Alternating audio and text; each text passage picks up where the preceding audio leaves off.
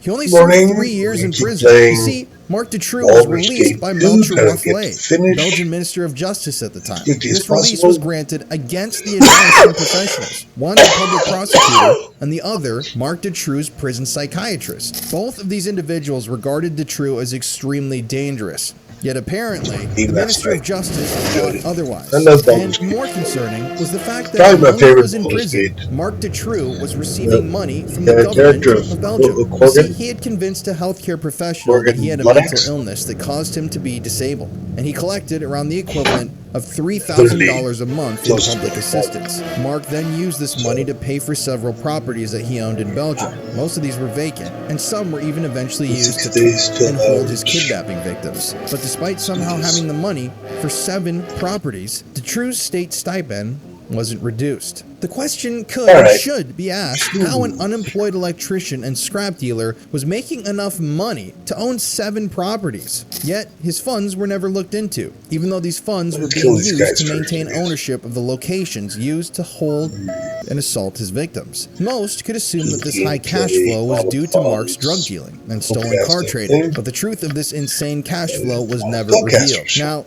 we know that Dutroux got this money from trafficking and children to the elites, but we'll talk about that in a second. While Mark was in prison, he was prescribed sedatives for a fake sleeping disorder that he created, sedatives that he would later use on his victims. After his early release in 1992, Dutroux went a step further into the criminal world. Kidnap and rape weren't evil enough for him. He had to turn to murder. Converting the basement of one of his homes into a dungeon with a hidden door, Dutroux took to the streets, this time targeting even younger victims. And as children began to disappear across Belgium, people began to panic. From June 1995 to August 1996, 6 girls, 2 as young as 8 years old, were confirmed to have been abducted by Dutroux, though some believe that many more children were victims of this evil man. And of the 6 victims, 4 were murdered. I definitely think Dutroux had way more victims. I mean, I know that that's true. There's so much proof of it. Dutroux's reign of terror only ended, though, when Belgian police discovered 2 of his victims chained in his basement dungeon. 4 of the girls had already been killed, and these 2 were incredibly lucky to be alive. The proper investigation could have saved more. You see, the house where the victims were being held had already been searched before, after a credible tip was provided that came from Dutroux's own mother. You see, tips had been coming in about Dutroux for months, but the police, for some reason, never followed up, despite Dutroux already being arrested and convicted on rape charges. So many people had called the local police and said Mark Dutroux is abducting and children, and they didn't do anything for some reason, even though he was already convicted of being teenagers just a year or 2 before. And Dutroux's mother actually called in a tip and said, I think my son's doing these things. So the police went to Mark Dutroux's house. While they were in there, they heard the screams of children. The police talked about this. They actually said they were hearing screaming and children, and there was something that they were hearing, and they didn't do anything. The police later on said that they assumed the voices were coming from outside, and they didn't attempt to find the hidden door to the dungeon that concealed them. And because of this failure, the 2 8-year-old victims would later die. That's right, the police were in the house where the girls were being held hostage. They were hearing the girls scream, acting on a tip about Mark Dutroux abducting children, and they just walked out the door and let those kids die. They should be sentenced to prison. Dutroux was only caught after being positively identified while he was kidnapping someone. He was finally arrested on August 13th, 1996, along with 2 of his accomplices. And as police investigated the horror show Dutroux had left behind, they located tapes of bodies of children buried in his backyard. But moreover, they discovered the body of one of Dutroux's accomplices, a man named Bernard Weinstein, whom he had allegedly killed because he had become a liability and was at risk of being caught by police. Dutroux had been caught, and he would finally be sentenced to serve out the rest of his life in prison. But a botched investigation would set all of Belgium into a frenzy. You see, aside from the police having allowed the deaths of those 2 8-year-old girls by failing to properly investigate, the Belgian police practically protected every other accomplice of Dutroux's that could have been revealed. You see, throughout their investigation, the police found videos, undeveloped film, and photographs of the victims. However, the police failed to examine them. Furthermore, a speculum, a device used to examine the during a pelvic exam, was located in Mark Dutroux's home. and was even handled by police, but it was never sent in for forensic analysis. Why? Then, the autopsy of one of the victims proved that she had been assaulted for a very long period of time, over and over again. Yet the police claimed there was no DNA evidence, no witness reports, or forensic reports to prove that these assaults were from Dutroux, or any of his accomplices. DNA testing was performed, yet no one was informed of the results, not even the prosecutors who would go on to handle the case that would finally shut Dutroux away forever. It was also revealed that the police had failed to follow up on a tip that could have caught more accomplices and saved a young girl's life. One of the 8-year-old girls had been spotted at a nightclub in Charleroi, Belgium, but the police failed to show up at the scene to investigate. This only became more concerning, as at the time of this sighting, Marc Dutroux had been arrested for car theft. So that doesn't make sense. Marc Dutroux, at that exact moment, had been arrested for stealing cars, and he was in prison. He was actually serving a sentence. So if this victim was at a Charleroi nightclub during Marc Dutroux's brief stay in prison, then someone else would have had access to Marc's dungeon where the girls were being kept. Marc's wife was apparently left in charge of the girls, yet she later stated she was too afraid to even go near them. Multiple unidentified hairs were found in the dungeon after the home was finally searched. Those hairs were sent to DNA analysis, and these 25 unknown DNA profiles were identified, but they never attempted to match them. So that means you've got 25 whose hairs were found in Marc Dutroux's dungeon, and the police have done the analysis. They can compare these hairs, but they just never did it. And even more disturbingly, a judge lied to one of the case prosecutors about this harrowing fact. Besides all these failures, judges were removed from the case, victim testimonies were thrown out, and one of the victims who came forward about Dutroux was assaulted in the media and called a liar to make her lose credibility in the eyes of the public.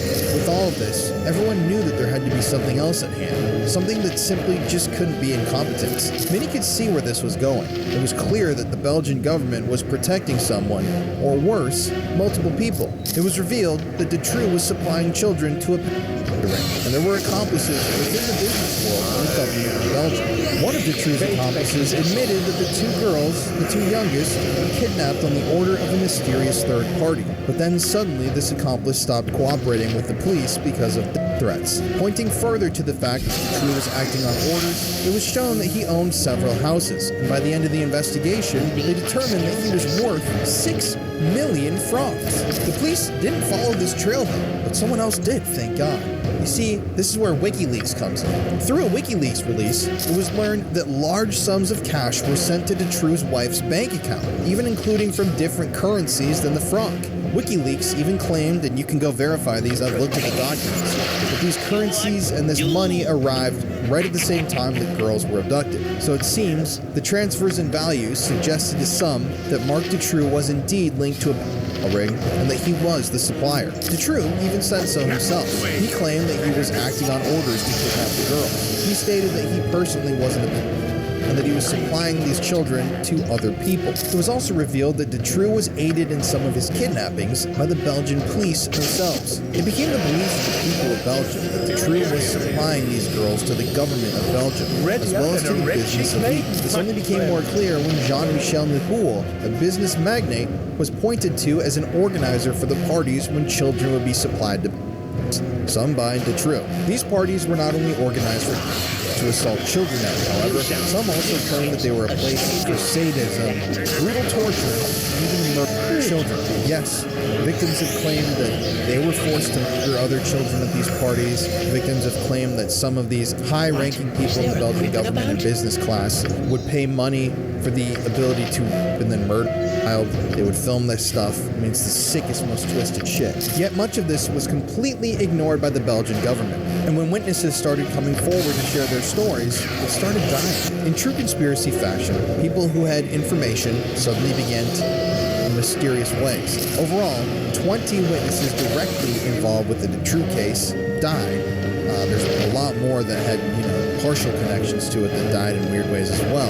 And much of this truth was hidden forever.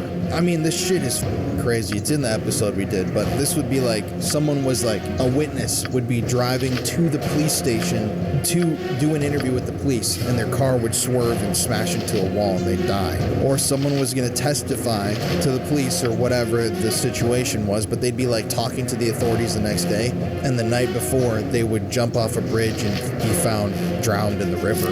20 people like that. There's explosions, gunshots, murders, self-unalivings, all that stuff. And if 20 witnesses were killed, how many more were threatened into silence? That's a good question to ask.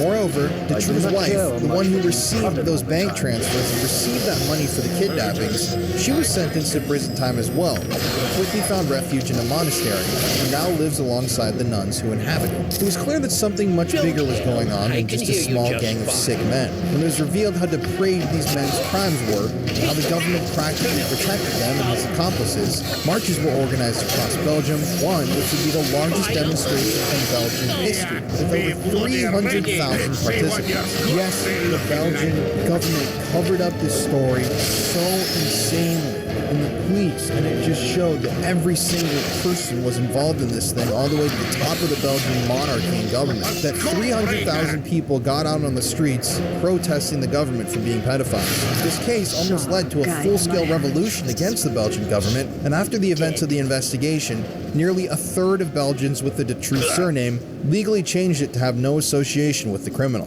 So eventually, Marc Detru was sentenced to life in prison in 2004, and after the trial ended, the case files were sealed and heavily redacted to ensure that no one could ever stumble upon the grisly truth. That's one way governments enact cover-ups. They seal files so that nobody can ever look at the truth of what really happened in these cases. WikiLeaks, though, wouldn't let that stand. In 2009, they made sure to publish what they could find for the public to view. But the Belgian government acted quickly. They scrubbed these documents from the internet as fast as they could and ensured that no one could look in on their dirty secrets. They claimed that they removed the documents from the internet because certain people were named who were innocent, but who had been mentioned during the investigation. The government of Belgium said that they didn't want these people facing unjust scrutiny, so they were hiding the documents from the public eye. This only confirmed to people who looked at these documents their suspicions that these perpetrators were sky-high members of society, that the government of Belgium was hiding an elite ring that operated right under the citizens' noses. Moreover, the Belgian X-Files, as they were called, were later released, detailing the accounts of witnesses. All the details of this case made it clear that high amounts of money were involved, as well as blackmail and a sophisticated organization that protected its members.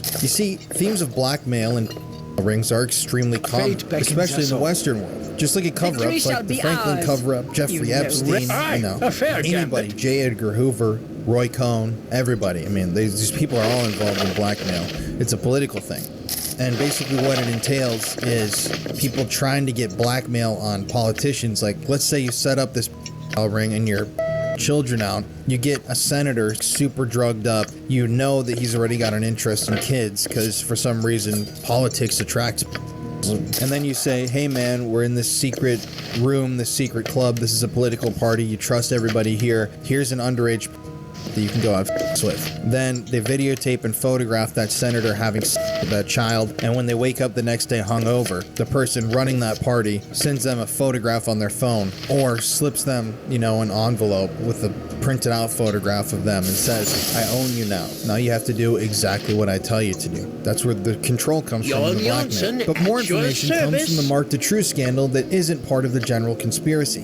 One that makes it even more evil and depraved than simply a massive ring. In the home of Bernard Weinstein, the accomplice killed by Marc Detru, an undated letter was found. This letter was supposedly sent by someone called Anubis and mentioned gifts for a high priestess. There was even a designation about the age and gender that the presents should be. The reason for these gifts was that a very special ceremony would soon be taking place. This was all written down in the letter. A cult in Charleroi, one of the main locations for Detru's crimes, allegedly had a member who used the very same alias. The cult that this member belonged to was called Abraxas, a satanic sect operating in Belgium. In late 1996, the police followed up on the note and raided their headquarters. The Institute of Abraxas, with 150 police officers. Police took away full bags of papers, video cassettes, and even a whole refrigerator. The news outlet Irish Times even said that the police took away black magic ritual implements and human skulls. The high priestess of this satanic cult, Dominique Kindermans, later spoke to the police and stated that, of course, she had no knowledge of Dutroux nor his accomplice Weinstein. But more kept coming out. An abandoned mine complex was searched nearby in a suburb of Jumet. The authorities believed that abducted children, kidnapped by Dutroux, were being held inside of this abandoned mining complex. This is because Dutroux had written about this and drawn out diagrams of it before he was arrested. A spokesman was then asked to comment on the link between Abraxas and the mining complex. However, this spokesman refused. And Abraxas is insane, so if you actually dig into this case and you actually do the research on this thing, a lot of people that I've spoken with about Dutroux, when you bring up this Abraxas angle, they want to say, oh, there was nothing definite ever proven there. There was no concrete connection. And I'll say true. There really wasn't anything that was initially discovered, at least to our knowledge, inside of the Abraxas compound, which, now that I say that out loud, it's like you got 150 police officers. They obviously thought something was going on there. The Belgian police were already corrupt as in this case, so it's like, even if they found, 15 rolls of child, it's not like they would come out and say that. I mean, it's really weird. But there are some really weird things about Abraxas. The main thing that when you talk to people, they say, oh, they were just kind of a scapegoat for Mark Dutroux. But that's, in my mind, untrue. I mean, the letter itself is extremely bizarre. It's written directly to Bernard Weinstein. It's in his house. I think it was the night before or the day before the raid on Abraxas. Witnesses who lived in the area that surrounded their temple, they actually saw members loading a ton of shit out of the building. Like, it looked like they were moving out, they said. There's people that saw this and they testified about it. So it's just, I mean, really weird timing. What are the odds that you're going to be moving out a ton of shit? I mean, like, that's a really weird point. People have mentioned rumors for many years that secret tunnels connect Chateau d'Ameroy to the rest of Belgium. There's even more compelling evidence that links Mark Dutroux, his massive organization, and the Mothers of Darkness Castle. Many of the Mark Dutroux scandal activities are said to have taken place in castles, named by leaked documents on the Dutroux case. This theory was further pressed forward by the 2001 book, The Scandal of the Dutroux Affair. In this book, the Chateau d'Ameroy is said to be the site of not only child rape, but also satanic rituals. Apparently, according to the authors, a report that surfaced from the Dutroux affair brings a concerning letter to light. It's from a retired gendarme or police officer. Specifically, it mentions this castle.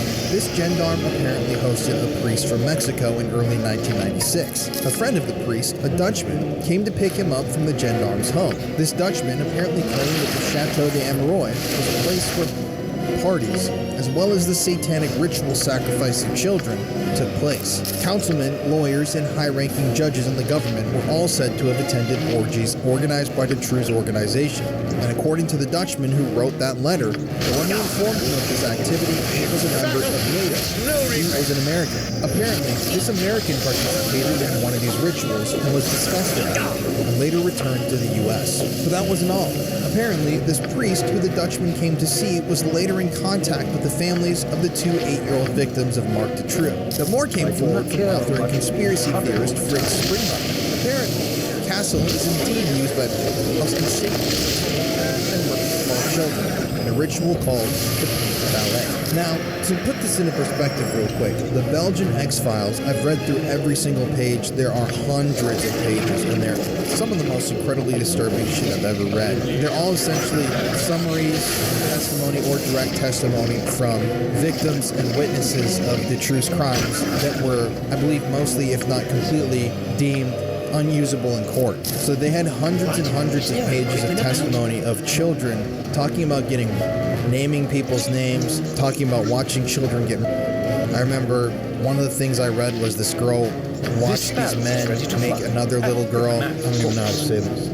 She had no clothing on, and apparently they made a dog do things to the girl. And they allowed the dog to eat the girl from the privates up while she was alive, and they filmed this whole thing, and the men were laughing watching this. We actually visited the place where that was supposed to happen in our Dutroux documentary, but that's just one.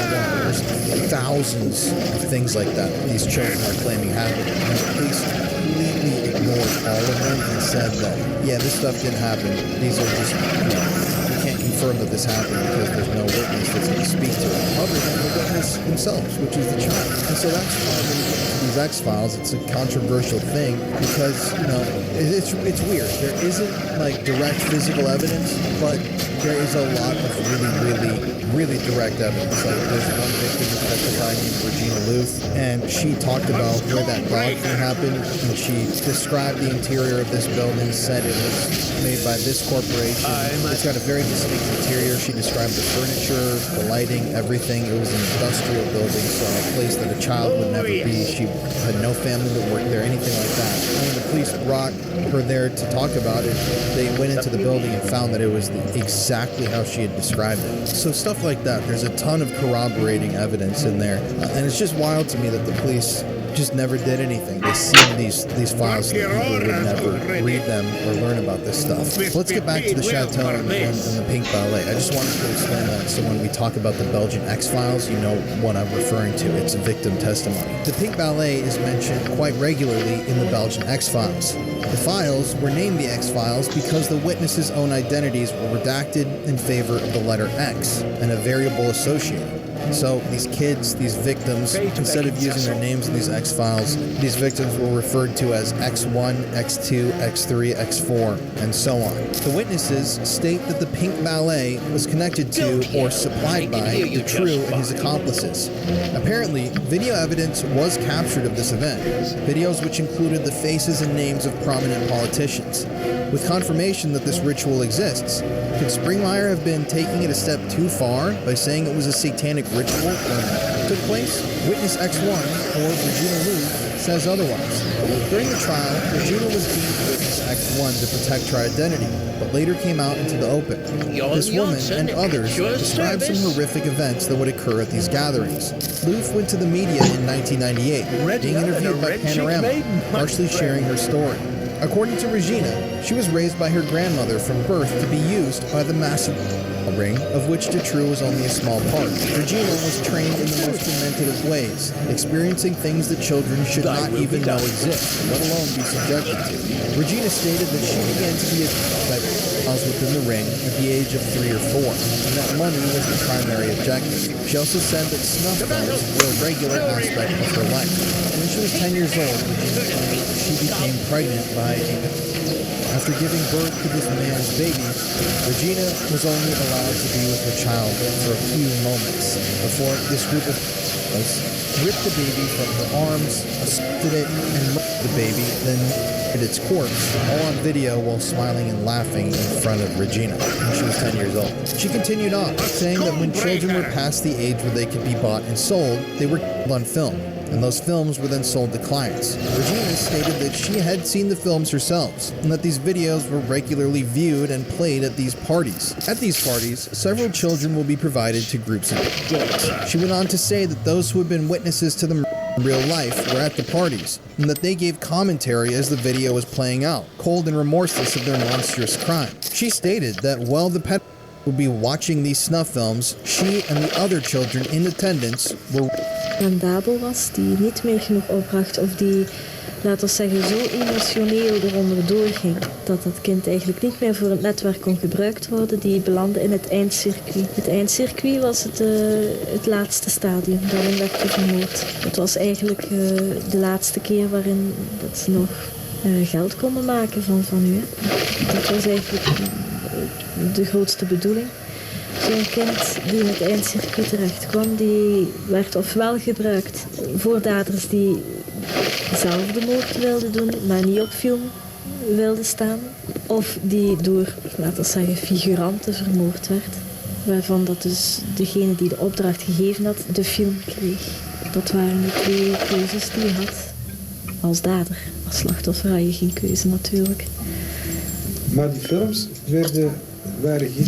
kwamen niet in een commercieel circuit? De films kwamen niet zozeer in een commercieel circuit terecht. De films werden gemaakt in opdracht van 1 persoon. En daar bestonden eigenlijk heel weinig kopies van. Dat was eigenlijk alleen maar 1 film voor die persoon.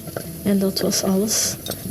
De mensen die van het netwerk gebruik maakten, die wilden niet het risico lopen dat eigenlijk zo'n films gecommercialiseerd werden en eventueel konden gelinkt worden ooit aan de opdrachtgevers.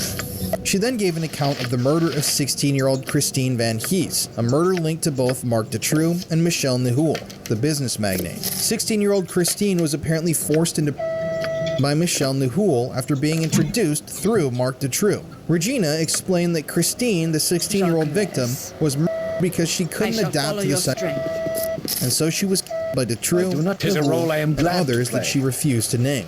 She then named other girls who were victims and described the levels at which people entered the organization. She said that people didn't immediately enter the ring and take part in the murder. She said that people were introduced slowly over time, and as they became more trustworthy and moved up in the ring, they were pressed into further atrocities. At first, she said, these men would have to engage in a pedophilic with girls bordering a legal age. But then, as the men moved up in the hierarchy of the ring, they would take part in bestiality, sadism, torture, and at the highest levels, ritual murder. But not just anyone could join. They had to be powerful and have good connections that the ring could make use of. Regina said that it was just as much about maintaining contacts with the elite as it was about pedophilia. Regina didn't share everything in her Panorama interview, however. In one of her testimonies, Regina talked about something that makes one's blood run cold. At an unnamed castle, children, according to Regina, were forced to strip naked except for shoes, and were then told to run off into the forest. Behind them, men with dogs waited to chase them. Regina was not a victim of the hunting party in this testimony. She said that she was forced to participate in the hunt. She was told she had to go hunt and murder a child, or that she would be herself. Interestingly, one supposed survivor of satanic ritual discussed something that she experienced, a situation so exactly similar that it could have been at the same event. At a party attended by members of the ruling elite, according to this victim, children would be stripped naked except for tennis shoes and allowed to run into the forest. Behind them, the members of the elite chased them, wearing masks, armed and ready to kill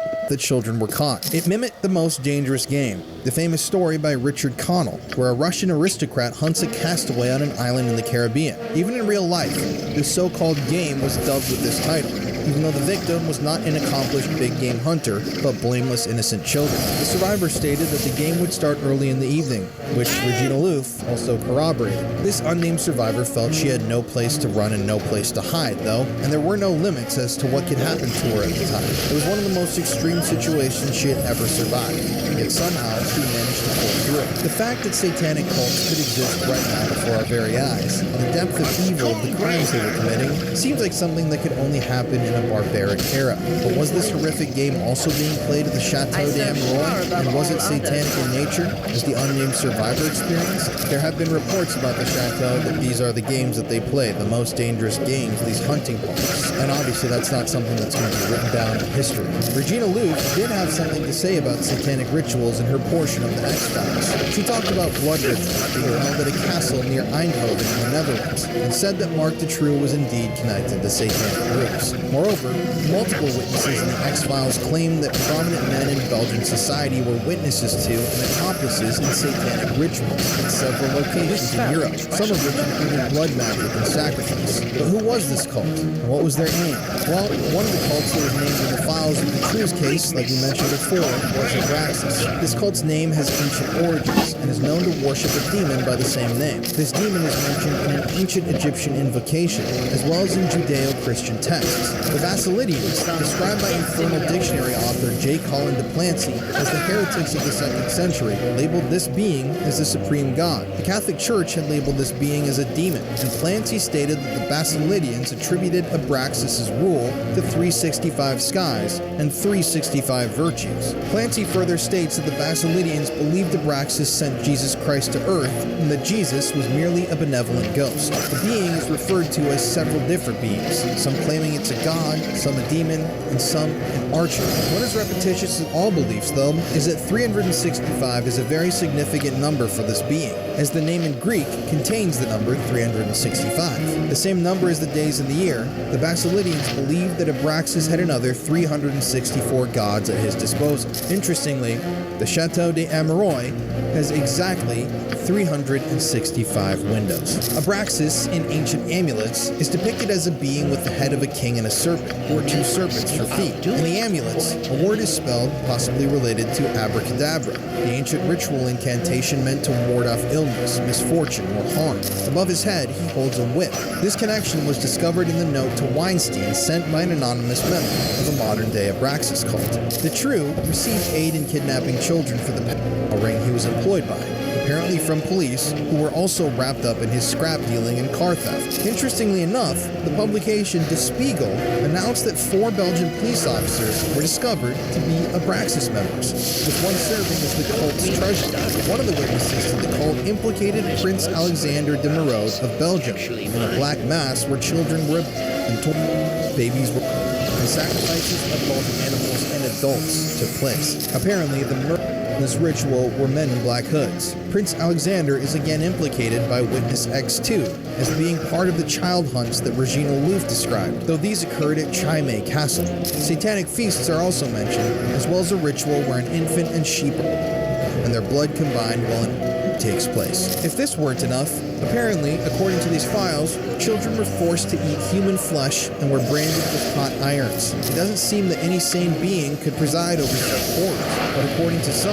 those who preside over the rituals were once victims themselves. The Chateau d'Ameroy is better known by English speakers as the Mothers of Darkness Castle, and this name comes from the supposed witches who allegedly performed dark magic within its halls. Called the Mothers of Darkness, or High Priestesses, it's claimed that these satanic witches were ordained from birth, having descended from old satanic families. Rumors abound that the powerful elite have been part of satanic families for generations, with some even saying that Queen Elizabeth, the same bloodline as the former Saxe-Coburg owners, is also descended from Satanists. The Mothers of Darkness, or the witches of the Chateau d'Ameroy, are said to have been the subjects of satanic ritual from an extremely early age. These rituals are alleged to contain physical, sexual, and mental abuse. This abuse results in a dissociative disorder that allows children to be programmable, so that as they grow older, they will willingly participate and even perpetrate the abuse of children. This dissociative disorder is typically multiple personality disorder, now known as dissociative identity disorder. This abuse that these children suffer at a young age fractures their minds early on due to the continuous trauma.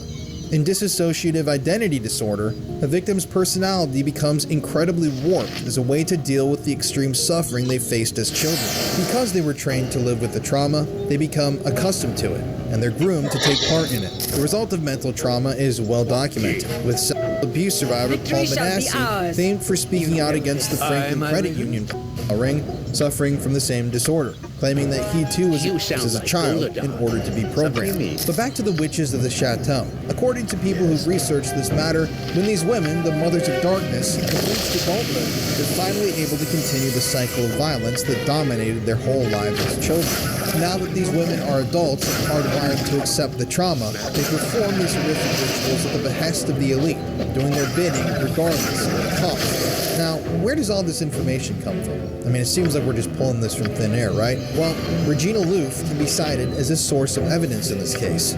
She stated in one of her witness testimonies that she was forced to participate in the abuse as she got older, already having been programmed to accept the abuse from her earliest days. From a young age, Regina was programmed to accept the traumas of her life, even apparently forced to at some points.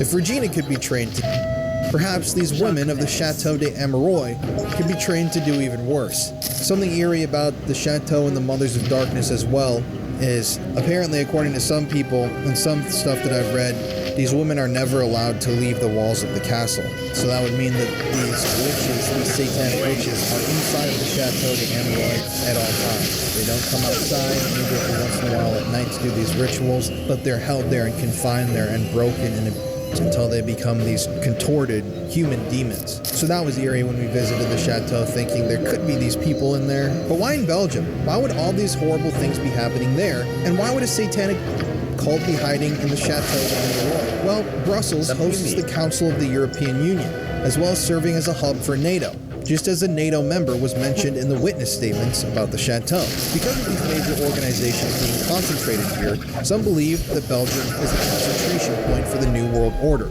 Many rich and powerful people make stops in Belgium, all well connected and useful for a cult such as Abraxas. Perhaps because these connected people meet here, Abraxas uses it as a poaching ground for inducting new members into their dark ranks. Or perhaps it's the other way around. Perhaps this massive satanic cult, with satanic ritual sects mentioned across Belgium, Holland, and the Netherlands, placed their own into these positions of power and flourished from there. There are more supposed satanic estates in Belgium itself. We visited a few of them. Certainly, the Institute of Abraxas and Chateau de Imoen aren't the only ones. These rituals are said to bring the members of satanic cults power, fame, and riches. These kinds of lures are exactly the type that would lure those seeking power in Europe and world governments in. Such a thing could lure anyone, even if they aren't willing to do what's asked of them. Apparently, one such man exists who saw the inner workings of the cult and said no. His name was Ronald Bernard, a Dutch banker. He's gone on interviews, he was a whistleblower, and he claimed that the world's elite did participate in these satanic rituals, those that involved the abuse of children and torture. But how would he know this? Well, Ronald Bernard was one of the men they asked to attend, and he did. But he found that he couldn't stomach what these cultists were doing behind closed doors. This is pertinent. All this made me believe. You see, Bernard was a major player at the highest levels of finance, and turned whistleblower for the evil elite after seeing the truth of what they did. He gave information on what the world of the elite did, what he was asked to do, and who they really were, as well as how long this had been occurring for.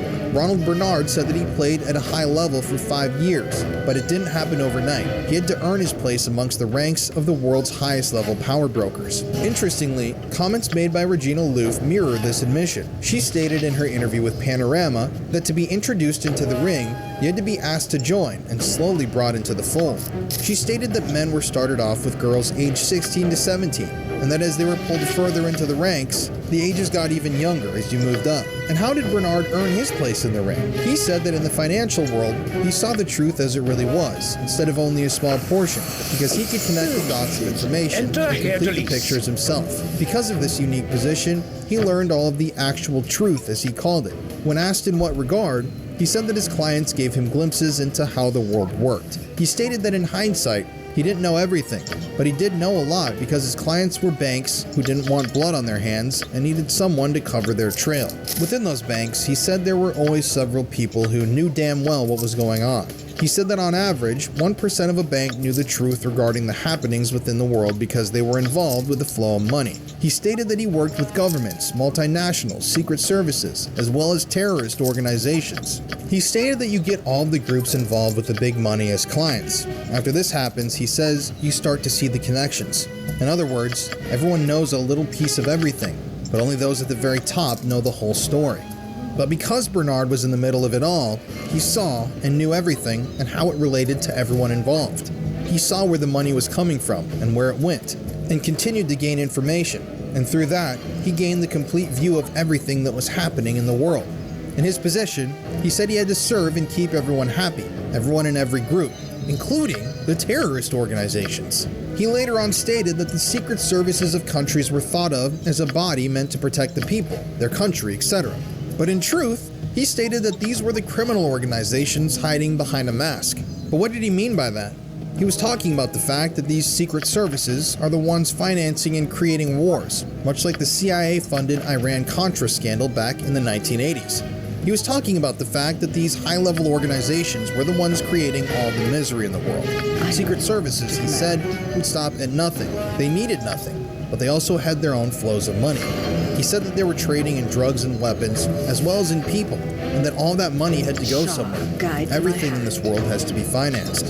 He said that every government in the world was engaging in this activity, everywhere, no matter how clean or high standing the country looked. He said the entire world as we know is only an illusion that we all collectively believe in. He went with all of it for a time, but then all those horrible things began to eat at him. Bernard had seen the true horrors because of his complacency. In the interview, the host asked Bernard to tell her the worst thing he had seen, the tipping point that made him decide to speak out. In response, Bernard stated, "That was the beginning of the end. You get so deep in these circles. You sign a lifetime contract, not with blood or anything, to never disclose the names of companies, organizations, or people. I think that's why I'm still alive." To put it carefully, most of these people followed a not very mainstream religion. So you have Catholics, Protestants, all sorts of religions. These people, most of them, were Luciferians. And then you can say, religion is a fairy tale. God doesn't exist, and none of that is real. Well, for these people, it is true and reality, and they serve something immaterial, what they call Lucifer. But then at some point, I was invited, which is why I'm telling you all this, to participate in sacrifices abroad. That was the breaking point. As he begins, Bernard can barely speak. He looks and sounds as if he's beginning to start sobbing, doing his best to hold himself together. As he holds back tears, his voice breaking, he states, "Children." The interviewer is taken aback, unable to believe it. She asks if he was truly invited to do such a thing, and he confirms yes, he was asked and he couldn't do it. Bernard had been asked to participate in child sacrifice to Satan, and that was his breaking point. Horrors such as this were described by the witnesses of the True case, and by independent fact-finders. It could be that what Bernard had been swept up in was a small part of the Detrue ring all along. But Bernard had more to share. After regaining his composure, Bernard continues. He states that this hasn't only been going on for the past few years. He says that the practice of sacrificing children goes back thousands of years, and that after studying theology in the Bible, he found references to those practices occurring within the Israelites. Indeed, there are several references in the Judeo-Christian texts which mention this, specifically in Leviticus and 2 Kings. They discuss the sacrifice of infants and young children to a deity called Moloch by burning a child alive. Knowing these sacrifices happened made him believe in what these organizations were doing, because he realized there was more to life than meets the eye. If it was happening then, it could be happening now.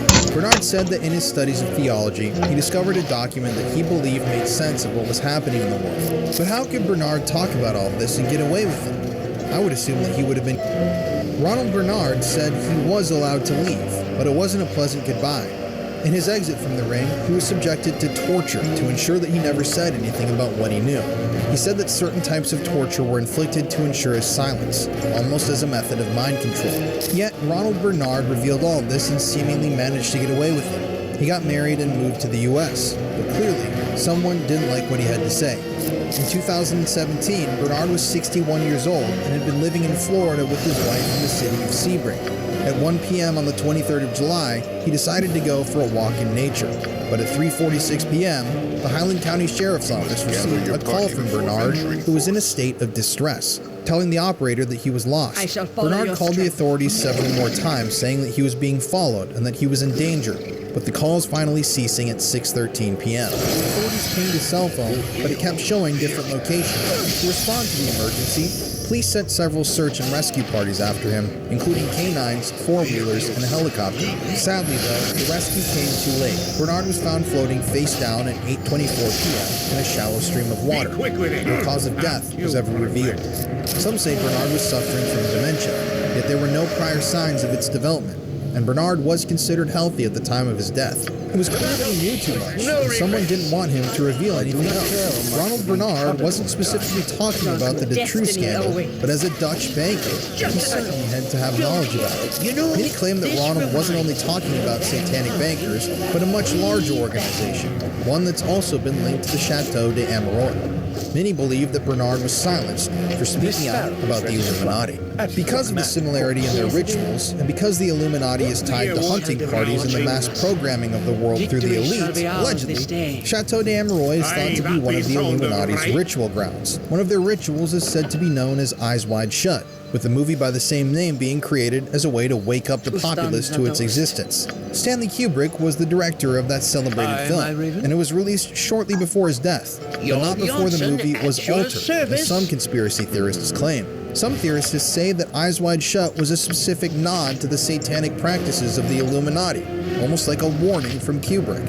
It's thought that Stanley tried to reveal what he knew of this dark ritual, but after 30 minutes of footage was removed by the studio and his strange death before its release, we will never know the truth.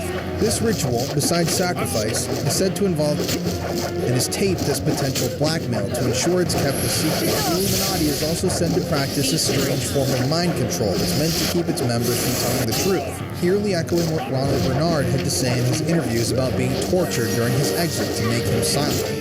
These rumors were allegedly proven to be a reality after the Mark the True scandal came to light and confirmed that evil roamed the halls of this Gothic structure. The True scandal also proved that humans would go to great lengths to protect themselves, and the deaths of those witnesses sealed the fate of the case.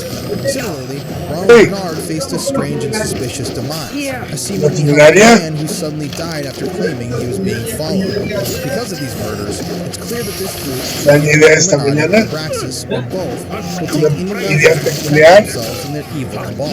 As if to prove that this group is a much farther reach than just the streets of Belgium, claim that George H.W. Bush was a member of this shadowy power structure. At the 1988 Republican National Convention, George H.W. Bush accepted the nomination for president, but while doing so, he referenced something odd.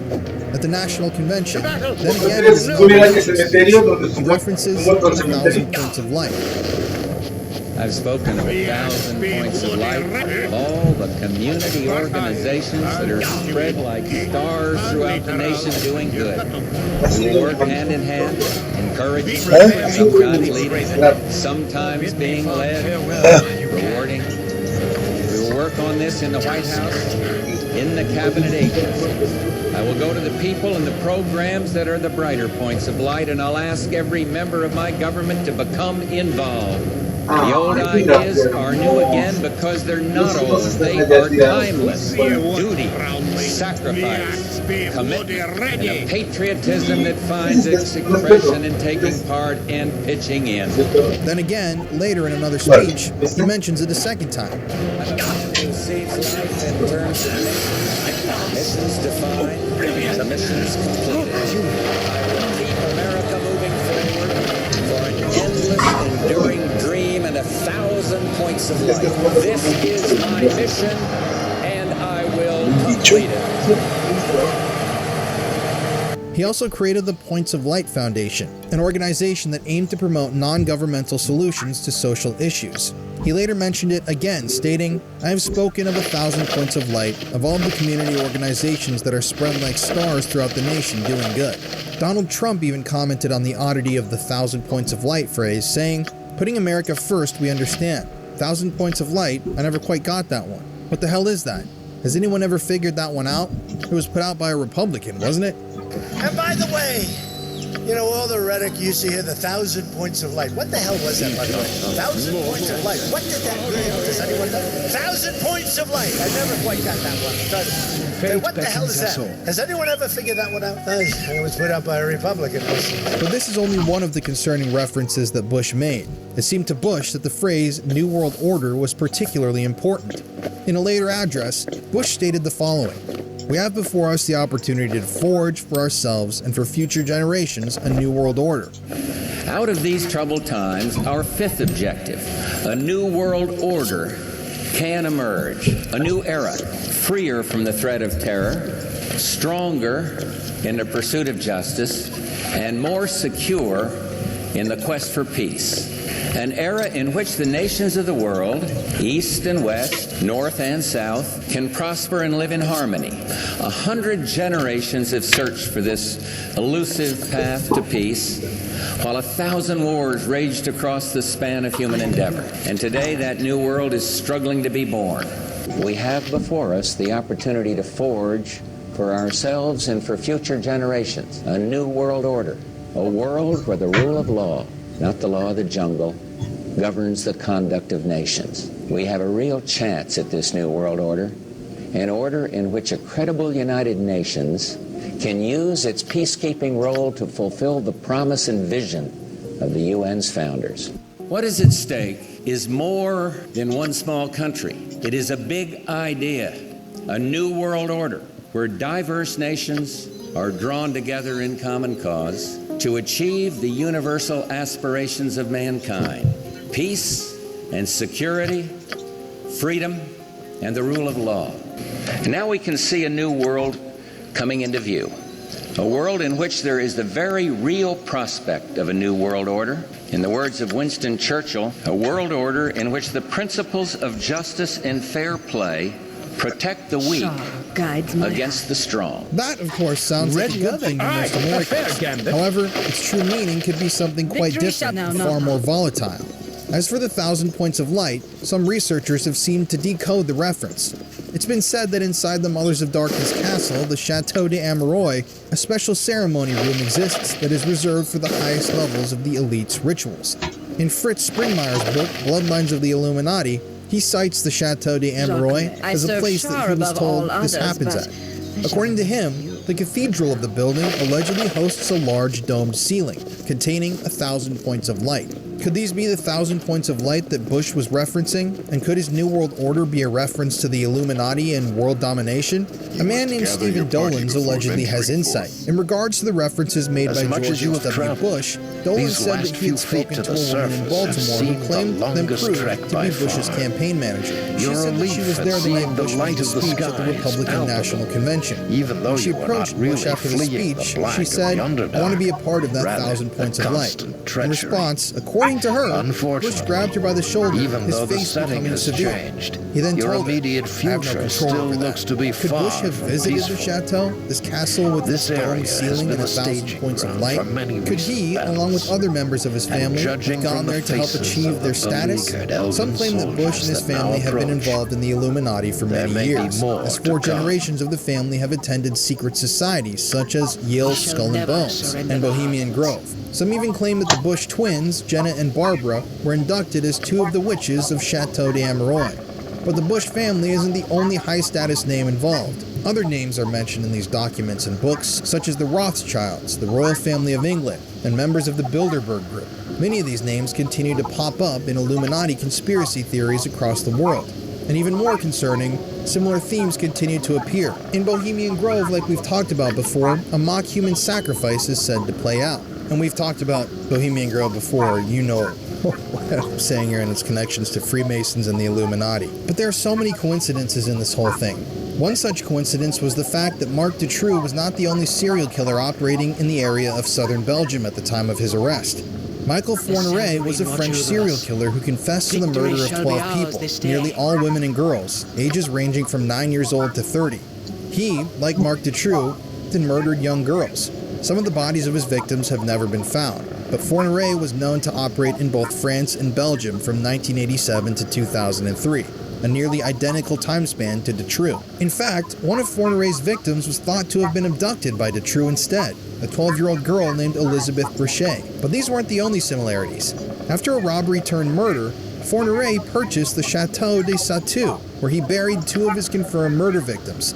This castle, only just on the other side of the Belgian border into France, lies only 30 minutes away from the Chateau d'Ameroy. We actually visited the Chateau de Sautou. Let's take a look. Alright guys, so I'm going to be wearing sunglasses in today's episode because, I thank you. as you can see, I've developed an insanely terrible eye infection over the last day on the tail end of our trip here through England, France, and Belgium. Right now, though, I'll walk down here. Let's see how much you can see.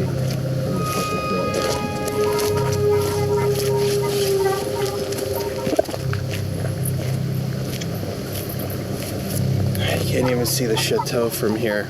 But behind me, this is the entrance to a property that was once owned by a man named Michel Fournier. I don't really know how to pronounce that last name, and I tried to Google Translate, but I don't have service. Essentially, he was a serial killer who was living at this house, this chateau. He was murdering children, torturing and murdering children inside of the house and in the area, and burying them on his property. He confessed to 12 murders. People suspect that he murdered a lot more people, but there's also a lot of rumors online that this chateau, this house, castle, mansion, is tied into the Dutroux network. Individuals that were kidnapping children, assaulting children, they got off on doing that, torturing them, and then disposing of them. I've seen a lot of links online between Dutroux and this place, and this is the Chateau de Sautou. I was hoping we'd be able to get a shot of the place, but yeah, you can't even see it. It's like right down this road. But we're investigating chateaus in this chapter of this investigation. This place comes up a lot with different symbolism. The name, some people claim so too, almost represents Satan. If you're looking at the Pharaoh's alphabet, I forget the terminology for that. But yeah, this is some weird spooky shit. We're like way in the back roads right now. You in France, trying to get to the bottom of this story. It's disturbing shit, because right now, we're about 30 minutes away from the Chateau de Imoen, which is the main crown jewel of this portion of the video. And that's where all these rituals are taking place. So I find it really hard to believe that in the same time period that Marc Dutroux, the infamous pedophile murderer, the same time that he's in Belgium, in a town that's less than an hour from here, he's running this massive ring that's across Europe. I find it weird that there would be a serial killer operating. What is that? That there would be a serial killer operating 30 minutes from the castle where these rituals are supposedly taking place, where children are murdered. That was a fucking bike. It's a dude on a bike. And that there would be no connection. Definitely got horror movie vibes out here. I feel like this is like the French Texas Chainsaw Massacre area. Especially, I feel like you see those trees online. It's those types of trees where it's pitch black in the middle of them. Mm-hmm. I've never seen those in person. And my eyes killing me. Oh my god. This is the road that leads to the chateau. So this is obviously not a road we can